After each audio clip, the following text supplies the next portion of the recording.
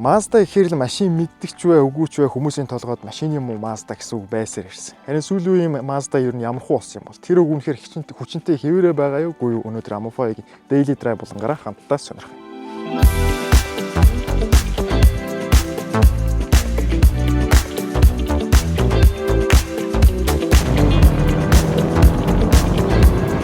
Mazda ер нь эрт дээр үеэс нөгөө анханасаа Ford-той хамтарсаар ирсэн байсан болохоор ер нь тухайн үед яг Ford-той хамтарч явах явцдаа нэлээд муу нэртэй байсан гэсэн үг. Одоо нөгөө миний түрүүний хэлдэг үг хүртэл Ford-той хамааралтай байс гаралтай байдаг. Харин 2014 оноос хойш Ford-оос салснаас хойш нэг ёсондоо одоо зөвхөн Япон инженерүүд өөрсдөө бие дааж Mazda дээр анхаарч эхэлсэн. Skyactiv технологийн ачаар Mazda-гийн бүх зүйл өөрчлөгдөж ирсэн гэсэн үг. Тэгэхээр хуучны яриа бол тухайн үедээ дууссан байж таарна.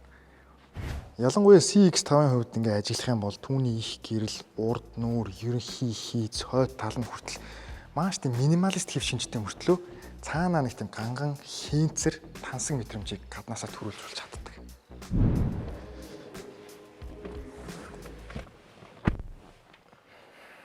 Та зай сонссноо. Одоо би ингээ орж ирээ суугаад хаалгыг хааштай те. Түнгүүд чиг чимэг болж байгааг мэдрэгдэж байгаа хгүй дотор. Одоо ингээ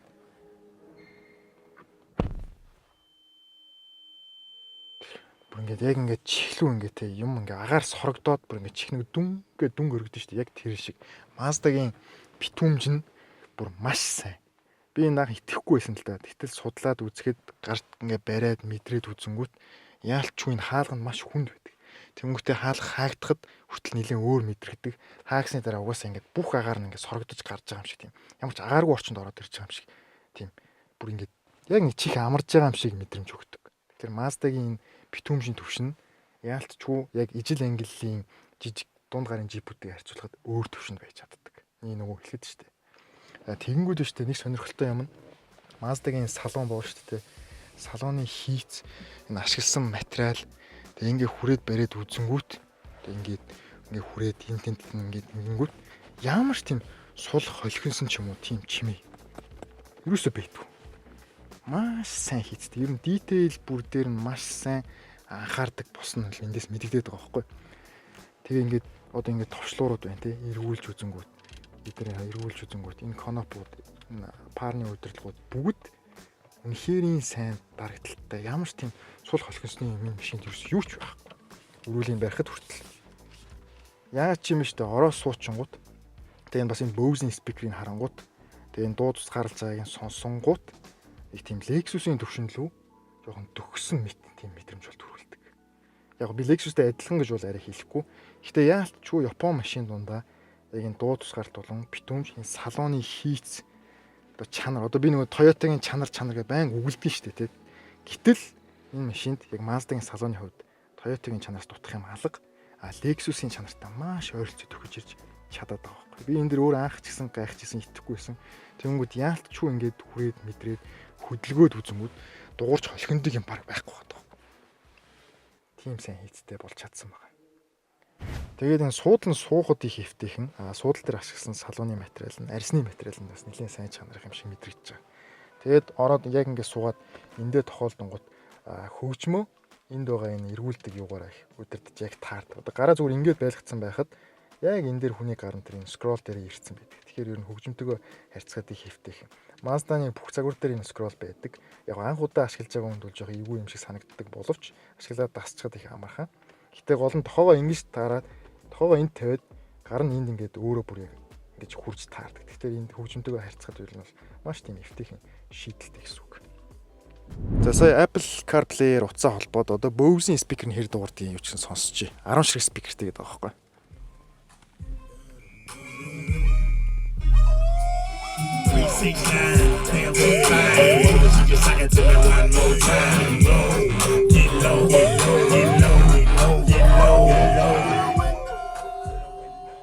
Lexus-ийн нөгөө Mark Lewis байд штэ тэ тэрнтэй бол нэлээд ойролцоо юм байна.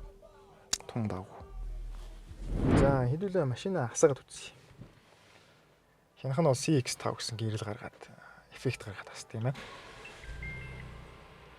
За түрүүн бол нөгөө опшн яриг өнгөрсөн шүү дээ. Опшныхаа яриг гүйцэтгэх. Би нөгөө салонд нь анхаарлаа хандуулаад би нөгөө чанарыг нэлээд яадаг болохоор. За опшны хувьд болохоор Өрөөлийнхөө хоёр талаар paddle shifterтэй. Ягаад гэх юм бол 6 шилэлт автомат хоровтой учраас энэ нь бол маш гоё зогсон нийцсэн шийдэл гэсэн үг өөртөө.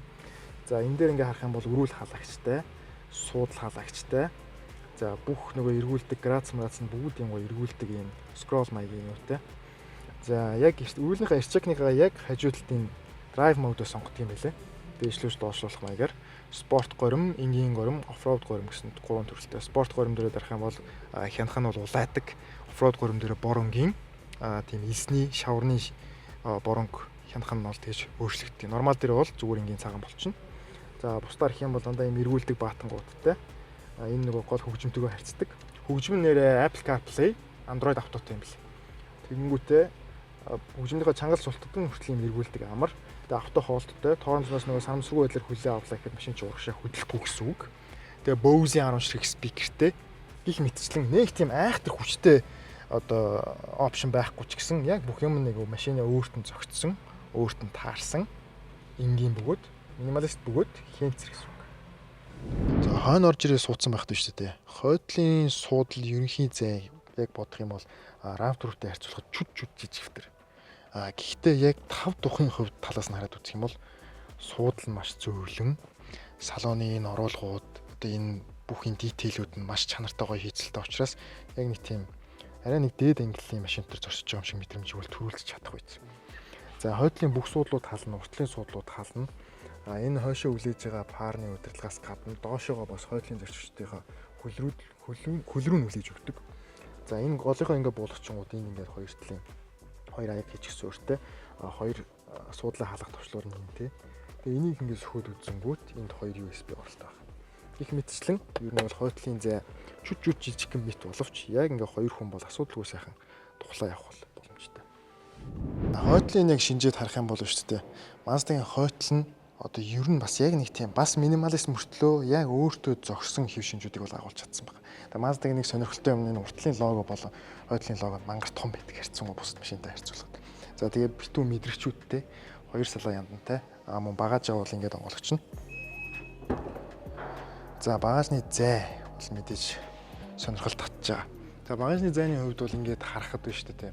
За бид нартай хамгийн ойрхон машин RAV4 дээр жишээ авъя гэж бодъё. Тэгэнгүүт яг нөгөө RAV4-ийн хийцэн юм хойшоогоо нэлээ юм бонд одоо юм дээшээгээ босоо байдаг учраас багажны дээд эзлэх нь арай том байдаг. Тэгэнгүүт CX-5-ийн хувьд загвар нь илүү тийм одоо илүү чамин дизайнтай учраас юм налуудуу загвартай учраас дээдлийн эзлэх нь арай харьцуулахад арай жоохон жижигвтер мэт. Гэхдээ бусад эзлэхүүний хувьд бол харьцангуй том. За багажинд бол мэдээж энд 12 вольтын оролт байгаа. За тэгээ энэ хамгийн гол нь энийг сөхөөд харах юм бол запас дугуйн эндээ нөгөө Bose-ийн одоо юу сабвуфер нь дугуйн дээр барьж идэг. Дуугаа салгаж авахын тулд тэгэхээр сабвуферээ салгаад энэ болтын тайлаа сабвуферээ аваад дараа нь дуугаа авах шаардлагатай болдог. Ерөнхийдөө бол яг дундаж багажны хэмжээ бол. Одоо бас нэг юм нь болохоор яг хэлхээ мартах чинь эднэрийг одоо энэ татваргуудыг татангууд суудлууд нурагшаа ундаг. Энэ жижиг нь яг голоо унгаана. Нөгөөх нь энэ хажуудлаа унгаана. Хоёр талд нь байгаа энэ нөгөөдлийнхаа томыг унгачдаг гэсэн үг. Ингэчих юм бол багаж нь бол мэдээж хамаагүй том зайтай болчихно. Урагшаага хүссэн юм а чөлөөтэй ачаад явах бүрэн боломжтой. Mazda-гийн моторын хувьд болохоор нэлээд сонирхолтой ажилтгийг. Одоо жишээ нь дан бензин хөдөлгөөртэй машин дээр бодоод үзэл дээ. Тэнгууд гаднаас мэдээж агаараа цацж өгнө, бензинээ цацж өгнө, тэрийг нийлүүлээд доороос нь шатуун Porsche-гоор шахаж өгснээ дараа дээрээс нь сэвчээ нооч хаянгууд тесрэлт үүсээд тэгээ хөдөлгөөрний маань нэгэсэндээ ажиллаж эхэлдэг. Харин дизель хөдөлгөөрийн хувьд болохоор зөвхөн агаар орж ирээд тэр агаарыг бүр нэгтршуурд дээсээ өндөр температурт халтан шахаад яасан зүв штэ. Буруу штэ. Дизелийн өөрийнх нь ажил дизелээ цацж өгөнгүүт тэнд тесрэлт үүсгэх хэрэгтэй байхгүй. Гол нь тэр ямарч сэвчээгүүд тесэрж байгааз зөвхөн агаар цацж өгөөд тэрэн дээрээ ялгаа гарч байгаа штэ. За хоёлоо дахиад нэг бол гарч. За тийя. За. Одоо юу гэж. Гөө юу н чинь зүв байхгүй юу? Яач утсан. A few moments later. Энерги баг. За Mazda-гийн моторуудын хувьд бол энгийн бензин мотортой харьцуулахад илүү жоохон сонирхолтой байдлаар ажилладаг. Яг мотор маань 2.5 4 цилиндртэй бол мөн. Гэхдээ за хэдүүлээ нэг жоохон энгийн байдлаар тайлбарлах гэдэг үзье. Mazda-гийн одоо энгийн бензин хөдөлгөөрүүд яадаг вэ гэхээр за нэг талаасаа агаараа цацаж агаараа оруулж ир нөгөө талаасаа бензинээ цацна. Тэр хоёрыг доороос нь нэгтаршуулж Porsche маань шахаж өгөнгүүт дээрээс нь сэвчээ маань очоо хаяад тислэх маягаар хөдөлгүүр маань ажил хийгдэж эхэлдэг гэсэн үг. Дараа нь харин дизель хөдөлгүүр яадаг вэ гэхээр ямар сэвчээ байхгүй. Зөвхөн агаар орж ирлээ, агаарыг доош нь сорж авлаа, дээш нь бүр нэгтаршуулж өндөр температурт халтал нь клапан дээр авчирж агаад хамгийн сүүлд нь тэр халсан агаар дээрээ дизлээ цацаж өгөнгүүт тесрэлт үүсдэг. Тэгэхээр энэ хоёр тесрэлт бол хоёулаа шал өөр гэсэн үг. Хоёулаа жоохон дутуу дүлмэг талтай, нэг нь жоохон дутуу тесэрдэг, нэг нь жоохон нэгнийгээ жоохон хүч чаддаггүй байхгүй. Тэнгүүт Mazda яасан бэ гэхээр яг энэ хоёр тесрэлтийн аргыг нэг болгосон гэсэн үг. Нэг осондоо агаараа их өгөөд жоохон бензин өгөнгүүтээ тэр хоёрыг нягтршуулаад өндөр температурт халааж бүр Porsche-гийн толгой нь хүртэл өөр байдаг заяа Mazda-гийн моторууд арай ийм дээшээ гүдгэрдүү хэлбэртэй байдаг. Тэнгүүд тэр гүдгэрдүү хэлбэртэй чинь бүр ингээ хандлан дээшээ шахаж өгөнгүүт тэр үед сэвчээ маань оч хайснаар илүү цэвэр, илүү хурдтай тесрэлтийг үүсгэдэг. Нэг ёсондоо нэг орж ирсэн бензин маань илүү сайн энерги арай энгийнээр тайлбарлах юм бол илүү бага хаазан дээр одоо адилхан хаазан дээр их илүү бага бензин зарцуулж байгаа адилхан хаазан дээр илүү их хүч гаргаж чадж байгаа гэсэн. Нэг ёсондоо маш хэмнэлттэй, гүйцэд цэвэр тесрэлттэй ажиллаж чаддаг гэсэн. Тэгсэн мөртлөө шүү дээ энэ моторууд нь одоо миний нөгөө байнга ярддаг одоо шууд цацалттай. Цилиндр рүүгээ бензин шууд цацчих маягаар ажилладаг. Тийм моторуудын нөгөө нэг хортоотой нөгөө Toyota-гийн D4 систем гэж ярьдэн шүү дээ. Бид нэрийн сайн мэддэг. Шууд тэр чинь нөгөө нэг шууд цилиндр рүүгээ шууд цацаж дэлбэлж байгаа учраас дээдлийн клапан болон одоо тэр яндангийнхаа хоолой агаарын хоолойг амархан нагаар туулах гэдэг талтай байдаг. Тийм учраас амар их бензин голдог Toyota-гийн машинууд. Өндөр октантай бензин хийж тэр бохирдол нь бага байдаг бол энэ Sky Active хөдөлгүүрийн хувьд бензин, дизель хоёрын тесрэлтийг нийлүүлж чадсан учраас илүү сайн, илүү цэвэр тесрэлт гаргаж байгаа учраас нагаар талт маш бага байдаг. Toyota-гийн одоо direct inject буюу шууд цацалт хөдөлгүүрүүдэд харьцуулахад гэсэн үг. Тэгэхээр нэг осондоо энэ машин маань илүү их хүч гаргана, илүү бага бензин зарцуулж чадж байгаа. 194 морины хүч гаргаж чадж байгаа. 6 шаталт хороптойгоо нэлээд хэмнэлттэй мөртлөө маш жигд илүү сайн ажилладаг гэсэн үг. Тэгээд энэ хөдөлгүүрийг ингээ харахад одоо нэг амьдралд ойрхон тал нь гэх юм уу те. Угаасаа 4 цилиндртэй хөдөлгүүр учраас ингээд тойрсон битүү ингээ хангалттай гармаар орох үз маш зай сайтай одоо өөрөө ноцолтоод өөрөө сервисээ хийх тохиолдол байхчдаг хүнд тэнгууд энэ жанаам нь хүртэл тэнд ил харагдаж байгаа. Жанаамын ирмэн хүртэл солиход амархан ойрхон байралтай. Одоо нөгөө Subaru-гийн моторыг мэдэн шүү дээ. Яг гой дуурдаг, хүчтэй. Гэхдээ тэрний хэлбэрийг мэдж байгаа боксер маягийн хөдөлгүүртэй. Тэрний сэвчээг солих гэж бүр яг өдөр болгон Subaru-гийн сэвчээтэй ноцолтгүй юм бол анх сольж байгаа юм уу, хаяа нэг сольж байгаа юм ямар хэцүү байдаг вэ те. V6 мотор хүртэл яг үндэ ноцолтоход хэцүү байдаг. Боксер мотор хүртэл ноцолтоход хэцүү байдаг. Хамгийн амар моторын одоо юу дизайн бол энэ цуваа 4 хөдөлгүүр байдаг. Тэгэхээр нэг ёсондоо энэ хөдөлгүүр бол маш тийм амьдралд ойрхон сервисийн үртэг зардал багтай тийм хөдөлгүүр гэсэн үг.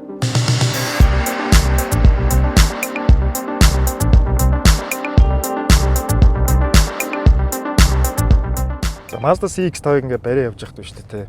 Ер нь салхины чимээ, мөн моторын чимээ харьцангуй бага сонсогддог. Одоо яг RAV4-тэй харьцуулахад гэсэн үг шүү дээ. Адилхан сегментийн машинтай. Бид нөгөө RAV4 дээр бичлэг хийсэн маань тэрийг үзээрэй. Яг харьцуулаад сонсоод үзэх юм бол ер нь битүүмж тал нь бол их сайн.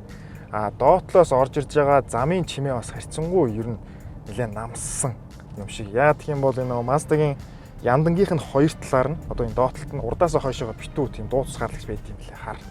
Тэрнийхээ ачаар замын чимээг бас нэгт айгу бага мэдэрж байгаа. Ерөнхий битүүмжлэх сайтай болохоор салхины чимээг бол хамаагүй бага мэдэрдэг. Тэгээд нэг сонирхолтой байгаа юм ер нь энэ машины характер нэг тийм арай өөр. Одоо нэг Япон машинууд дундаасаа гэх юм уу. Жишээ нь Toyota-гийн машинууд бол ерөнхийдөө жоохон үнэхтэй тал руугаа байдаг нь бол үнэн. Тэгэнгүүт Mazda дээр яг яригадад үзэхээр адилхан Япон машин мөртлөө тийм хааз мэдэрж байгаа, буцаагаад хариу үйлдэл үзүүлж байгаа тий. Нэг л тийм дуун хүртэл нэг тийм өөр. Тэгээд энэ өрүүлийн барай явж байхад өрүүл нь маш нарийнхан учраас яг спорт машины өрүүл барьж байгаа юм шиг мэдрэмж өгдөг. Тэгээд эргүүлж яхад хүртэл хөвтэй ихэн.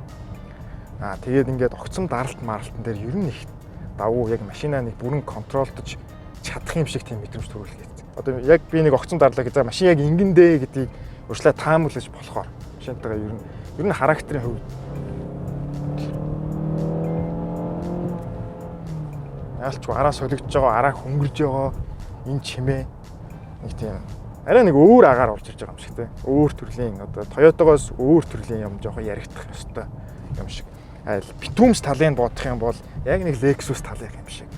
Яг би адилхан гэж хэлэх гээгүй л дээ. Гэхдээ ер нь жоохон төгсөн төвшнийх бол байгаа. Яг ч өөр характертай. Тэгээ урд амаржийнхын шийдэл нь болохоор зүгээр энгийн нөгөө Макферсон гэдэг байдаг штэ. Ямар ч дээд гармаар байхгүй. Тийм учраас нөгөө амаржины суналт бол жоохон багтай. Нэг талаараа дээд гартай машинтай харьцуулахад бол жоохон хатуу төрлийн явдалтай гэсэн үг. Гэтэ энэ нь өөрөө жоохон спортлог шинжийг агуулсан мэт машин да. Яг гоо дээд гаргүй энгийн амаржийн шийдэлтэй учраас энгийн амаржийн ер нь дараа нөгөө солиход их амар байдаг. Дээд гартаа болоод ирэх юм бол эдий 5 тухтай амаржийн суналт сайтай болдог ч гэсэн нэлээд үнэтэй байдаг. Тэгээ нэг юм нэвдэрчээр дагаад дээдлийн гар өндөг мөндөг хамаг юм эвдээд эхэлдэг. Макферсон буюу энэ энгийн амаржийн хувьд бол зүгээр яг гоё тийм практикал амьдралд ойрхон гэсэн үг. Сольж молиход, арчилж яхад ер нь их амар байдаг. Тэгээд жоохон хатуул гэсэн үг л дээ. Сул тал. Жоохон чүчүүд хатуу. Хэрвээ ер нь жоохон ойрхон хөдөө гадаа унмаар санагдаад байна шүү дээ. Тэхийн бол ер нь обод дуугаа сольсон дээр. Одоо бол 225 55 19 гэсэн обод дуугаатай байгаа үйлдвэрээсээ. Тэрийг 225 65 18 тавьчих юм бол яг гой зөөлхөн болоо гараад ирнэ. Гол нь азотоор хийх хэрэгтэй. Тэгээ 2.5 дээрээ хийлцсэн байхад бол харьцангуй зөөлөн болоо гараад ирнэ гэсэн үг. Нөгөө нэг 5 далтай хүмүүс чинь тэгдэж шүү дээ. 20 та обод дууч бас яг цагаад болохоор хөдөө явахаар бас жоохон хатуудаад байдаг шүү дээ. 5 дал 200 энтерт. Тэгэнгүүт нөгөө обод 18 болгодгийг шүү дээ. Тэрнтэй адилхан арга хэмжээ авч арай жоохон одоо хөдөө унах маягийн болгож болно гэсэн үг. Өнөөрэ хэд идэж ийн вэ гэхлээр шүү дээ. Энэ хүн авснаас хойш яг 5681 км явсан байгаа байхгүй. Тэгээ одоо дундаж эдэлт нь гараад ирсэн. 100 км-т 11.6 литрийг зааж байгаа байхгүй. 2500 цуваад 4 цилиндртэй хайбрид биш цэвэр бензин биш шүү дээ. Тэгээ 4 дуу хөтлөгчтэй шүү дээ. Тэнгүүтээ 11.6 литр гэдэг ч одоо. Тэгэхээр эдэлтийн хувьд бол ялчгүй Mazda бол энэ тал дээр нэлээд мундаг байж чадсан гэсэн үг. Хэрвээ боломж нь байдаг бол би энэ машиныг их нэртэй авч өгөөд унуулчмаар санагдаад байна. Яг гэх юм бол эмэгтэй хүмүүс маш гоё зохиор. Тэрнээс гадна хэрвээ та яг ийм шинэ Mazda авахар зөвдөлтөй өрүүлтэй Mazda авч унахаар төлөвлөж байгаа бол үржлэгээ 15% төлөөд 60 сард хуваагаад сарын ганцхан үеийн хүүтэй худалдаж авах боломжтой байгаа юм байл шүү. 5 сарын 30-наас 6 сарын 30-ны хооронд. Мөн бөөнбө урамшууллууд бол мэдээж дагалдана. Тэгэхээр Mazda-гийн хувьд бол дүгнээд хэлэхэд хэрвээ та яг герман машины характерыг мэдрүүлэх үз Япон машин унмаар байгаа бол Mazda таны сонголт бол байж чадна. Daily Drive-ийн өнөөдрийн болонд хамт байсан та бүхэнд баярлалаа. Дараагийн дугаараар уулзлаа. Түр баярлалаа.